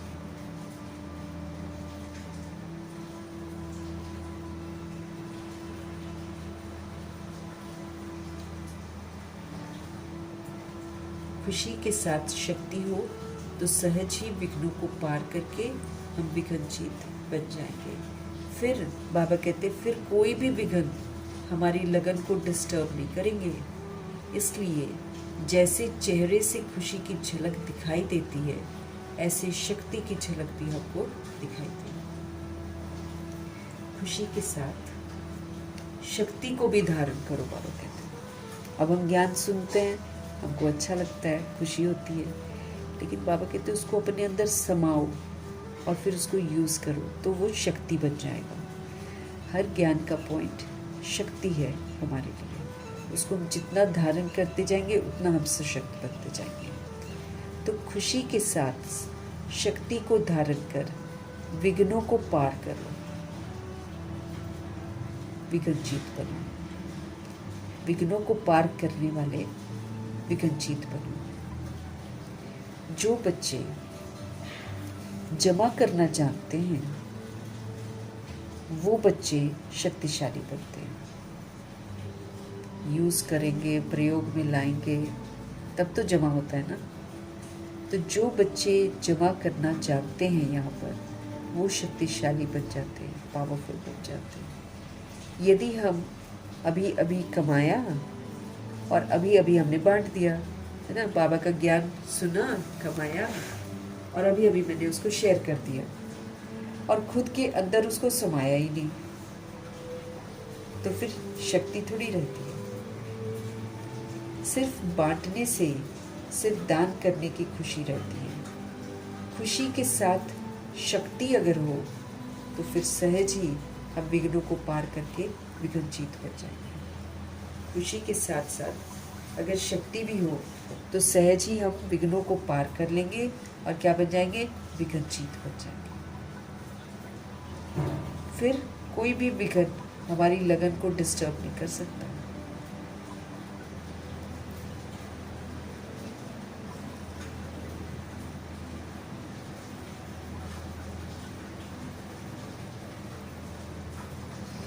खुशी के साथ शक्ति हो तो सहज हम विघ्नों को पार, ज्ञान को यूज़ करेंगे, हैप्पीली यूज़ करेंगे और विघ्न जो हमारी ज़िंदगी में आया उसको विन कर लेंगे। प्रभाव में नहीं आएंगे। यहाँ तो विघ्नों को जीतना मतलब खुश रहना, अचल रहना, अडोल रहना, शांत रहना, स्थिर रहना। ये है विघ्न जीत बनने का विधि। अंगत बनकर रहना तो विघ्न जीत बन जाता है।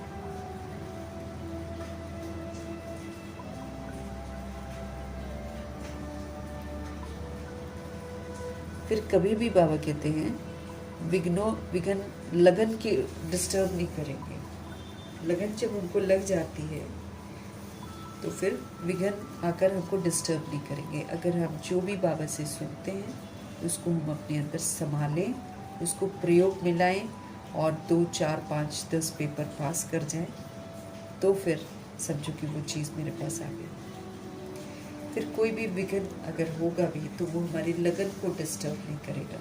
इसलिए जैसे चेहरे से खुशी की झलक दिखाई देती है, ऐसे बाबा कहते हैं अब शक्ति की झलक भी दिखाई देनी चाहिए कि एक पावरफुल सोल है ना। हैप्पी सोल तो है लेकिन पावरफुल भी बहुत है। मतलब बाबा की जो शिक्षाएं हैं वो जब हम संभालेंगे, अपने अंदर धारण कर लेंगे, तो मुझे बताने की ज़रूरत नहीं है कि हम भगवान से पढ़ते हैं। अपने आप तो अभी बाबा कहते हैं जैसे शक्ति की झलक जो है ना तब आती है जब हम शक्तिशाली तरीके से हर सिचुएशन को पार कर जाते हैं। नॉलेज इसीलिए हमको मिल रही है ताकि हम उसको अपने अंदर संभालें अच्छी तरह। मास्टर सर्वशक्तिवान का टाइटल मिलता है तो सारी शक्तियों को यूज़ करें तो शक्तिशाली बन जाएंगे।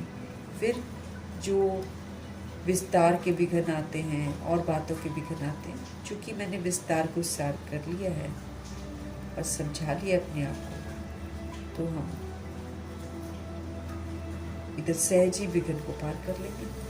कहीं भी हम नहीं रुकेंगे, बड़ा सहज एकदम। विघ्न कितना भी बड़ा हो, अचल अडोल शांत स्थिर रहकर हमको उसको पार करना है। ये माइंड में एकदम पक्का कर लेना है। फिर बाबा कहते कोई भी विघ्न हमको इस दुनिया का डिस्टर्ब नहीं कर सकता। इसलिए बाबा कहते हैं जैसे चेहरे से खुशी की झलक दिखाई देती है, ऐसे ही शक्ति की झलक भी दिखाई दी।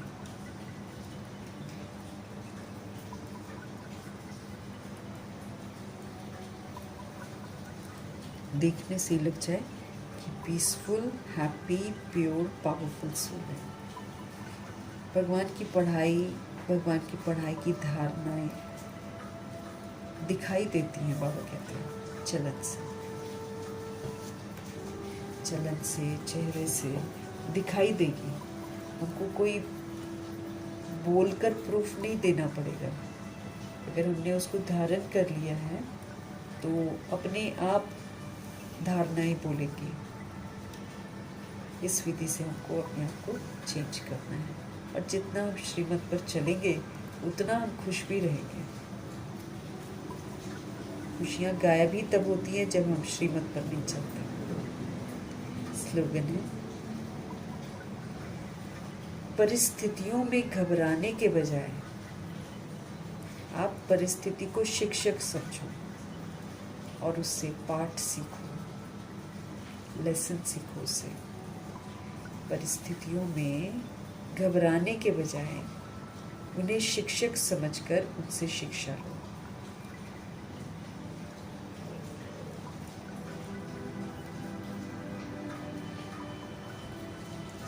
तो परिस्थितियां आएंगी ज़रूर, लेकिन स्वस्थिति में स्थित रहकर उसको पार करना है। तो परिस्थितियों में घबराने के बजाय उन्हें हमेशा अपना शिक्षक समझो कि ये मुझे कोई ना कोई पाठ पढ़ाने के लिए परिस्थिति आई है, हमें परिपक्व बनाने के लिए आई है, देखने के लिए आई है कि क्या हम स्वस्थिति में स्थित होकर परिस्थितियों को पार करते हैं, कि हम रिएक्ट रिजेक्ट करते, क्या करते हैं।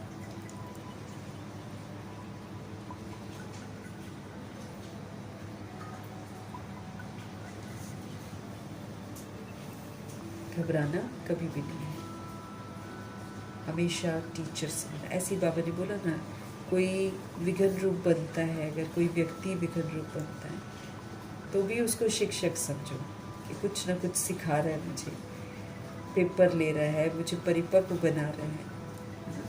ऐसे हमको सब चीज़ों को देखना। तो शिक्षक समझकर बाबा कहते आप उसमें से जो पाठ सिखाया जा रहा है उस पाठ को सीख लो। हमको अव्यक्त इशारे मिल रहे हैं ज्वाला स्वरूप स्थिति बनाने के, एकदम पावरफुल स्थिति, फायरी योग है, आत्मा परमात्मा बस। तो ये अव्यक्त इशारे हैं ज्वाला स्वरूप स्थिति में रहकर शक्तिशाली याद का अनुभव करने के। बाबा कहते हैं लास्ट सो फास्ट पुरुषार्थ ज्वाला रूप का ही रहा हुआ है। लास्ट का पुरुषार्थ जो हमको फास्ट लेकर जाएगा वो ज्वाला रूप का ही रहा हुआ है। पांडवों के कारण यादव रुके हुए हैं। बाबा के बच्चे जो पांडव है ना, प्रीत बुद्धि पांडव, नॉट एवरीबडी, लेकिन प्रीत बुद्धि पांडव जो हैं, जो श्रीमत पर चलते हैं, पांडवों के कारण ही यादव रुके हुए हैं। यादव यूरोपवासी।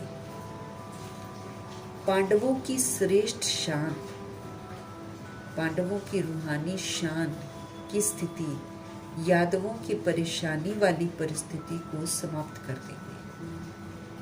पांडवों की जो श्रेष्ठ शान है कि हम आत्मा परमात्मा के बच्चे हैं ना, पांडवों की श्रेष्ठ शान, उनकी रूहानी शान की जो स्थिति है वो यादवों की परेशानी वाली परिस्थिति को समाप्त कर देगी। तो अपनी शान से परेशान आत्माओं को शांति और चैन का वरदान दो। अपने शान से परेशान आत्माओं को शांति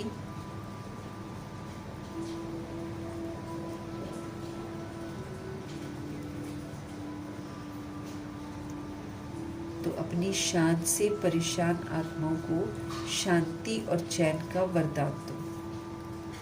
ज्वाला स्वरूप अर्थात लाइट हाउस और माइट हाउस स्थिति को समझकर इसी पुरुषार्थ में रहो।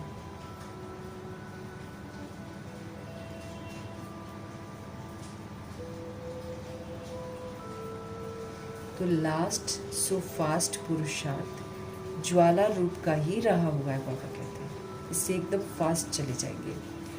पांडवों के कारण यादव यूरोपवासी रुके हुए हैं, बॉम्ब्स नहीं चला रहे हैं। पांडवों की जो श्रेष्ठ शान है, उनकी जो रूहानी शान की स्थिति है, आत्मिक स्थिति है, यादवों की परेशानी वाली परिस्थिति को समाप्त करेगी। यादव परेशान है, बॉम्ब यूज़ करें नहीं करें, यूज़ करें नहीं करें। देखो कैसे आपस में धमकियाँ दे रहे हैं, किसी का कुछ बंद कर रहे हैं, किसी का कुछ। परेशान है वो लोग, क्योंकि उनको समझ में नहीं आ रहा है कि हम विनाश करें, अभी चला दें कि अभी थोड़ा रुकें। बस इस असमंजस में है। तो उनकी जो परेशानी वाली परिस्थिति है ना, उसको समाप्त कर देगी कौन? पांडवों की श्रेष्ठ शान, रूहानी शान की स्थिति, आत्मा परमात्मा के बच्चे, स्वस्थिति। उस शान में अगर पांडव टिक जाएं, यूरोपवासी बॉम्ब्स चला देंगे। तो अपनी शान से परेशान आत्माओं को शांति और चैन का वरदान दे दो कि एक बार यूज करो, चलो चैन से रहो। बाबा कहते हैं आप अपनी शान से ना परेशान आत्माओं को शांति और चैन का वरदान दो, क्योंकि जब तक वो बॉम्ब्स यूज नहीं करेंगे तब तक उनको शांति मिलेगी। बेचैन है वो, क्योंकि उथल खाते कि हम अपनी पावर दिखाएं, हम अपनी पावर दिखाएं। इस बात से तो वो बिल्कुल अनजाने कि हम भी मर आ जाएंगे, कि वो अपने लिए तो सुरक्षित जगह बना रहे हैं। तो इसलिए वो तो ये सोचते हैं कि हम ये पॉपुलेशन को ख़त्म करेंगे और हम आराम से फिर 100 साल तक जिएंगे। उनकी ये सोच है। तो अपनी शान से परेशान जो आत्माएं हैं, उनको शांति और चैन का आप वरदान दे दो। ज्वाला स्वरूप अर्थात लाइट हाउस और माइट हाउस स्थिति को समझते हुए इसी पुरुषार्थ में रहो। प्रकाश स्वरूप और शक्तिशाली स्वरूप, ये आप बन जाओ। तो ये जो प्रकाश है पवित्रता का, यही सारे कार्य संपन्न करा देगा। क्योंकि फिर जब प्रकाश स्वरूप आप बन जाओगे, जब पवित्रता की शक्ति और माइट है ना, पावरफुल शक्ति अगर हो जाएगी, तो फिर अपने आप इवल पावर्स जितनी भी हैं सब खत्म हो जाएंगी। तो ज्वाला स्वरूप मतलब लाइट का स्वरूप, ज्वाला स्वरूप मतलब माइट हाउस स्थिति है ना। तो लाइट हाउस और माइट हाउस की स्थिति को समझते हुए आप इसी पुरुषार्थ में रहो, बाबा कहते हैं। तो अपने आप जो परेशान आत्माएं यादव हैं ना, उनकी परेशानी दूर होएगी और वो आत्माएं फटाफट जो विनाश का कार्य करना होगा वो कर देंगे। तो लास्ट सो फास्ट पुरुषार्थ इसी ज्वाला रूप का ही रहा हुआ है। पांडवों के कारण यादव रुके हुए हैं, बॉम्ब्स नहीं चला रहे हैं। पांडवों की श्रेष्ठ शान, रूहानी शान की स्थिति यादवों की परेशानी वाली परिस्थिति को बिल्कुल समाप्त कर देगी। तो बाबा कहते हैं आप अपनी शान से परेशान सोल्स को शांति और चैन का वरदान दे दो। ज्वाला स्वरूप अर्थात लाइट हाउस और माइट हाउस स्थिति को समझते हुए आप इसी पुरुषार्थ में सदा तत्पर रहो। मीठे परमात्मा जी की मीठी समझाने के लिए उनका धन्यवाद करेंगे। ब्रह्मा माँ का धन्यवाद, जगदम्बा माँ का धन्यवाद, कुलसार दादी जी का धन्यवाद, अष्ट रत्नों का धन्यवाद, नवग्रहों का धन्यवाद, एडवांस पार्टी की सारी सोल्स का धन्यवाद, बची हुई जितनी भी आत्माएं हैं उनका धन्यवाद, 5 तत्वों का धन्यवाद, ड्रामा का धन्यवाद, प्रकृति का धन्यवाद, माया का धन्यवाद, यमदूत का धन्यवाद, करोड़ों की आबादी का धन्यवाद, साधनों का धन्यवाद, साधन बनाने वालों का धन्यवाद, साथ में रहने वाली सोल्स का धन्यवाद, सहयोगी आत्माओं का धन्यवाद, अविनाशी खजानों का धन्यवाद, समय का धन्यवाद,